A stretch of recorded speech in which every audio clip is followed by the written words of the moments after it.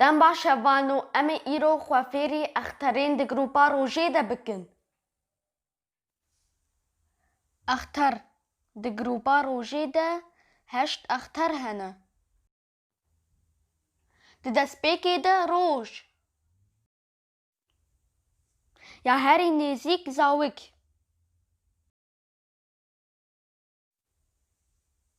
Di peyre nahîd. Zemîn ya ku em di tê de dijîn. Baram yan jî behram. Hurmiz.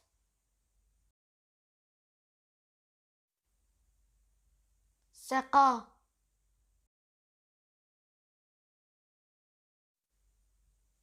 Uranus. Neptun ya herî dor ji rojê ye.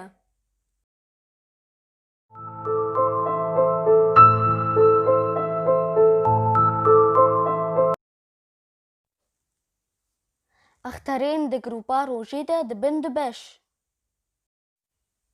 Groupa hundir û groupa derve. Groupa hundir çar əxter in: zawik, nahîd, zemîn, baram yan jî behram. Di nav bera kembera rojê û kembera əxteran de ne. Kembera əxteran kemberek ji keviran e. Jêr tê gotin kembera kevirî. Groupa derve jî çar əxter in: Hurmiz, Seqa, Uranus û Neptun. Dikevin ji derveyî kembera əxteran de.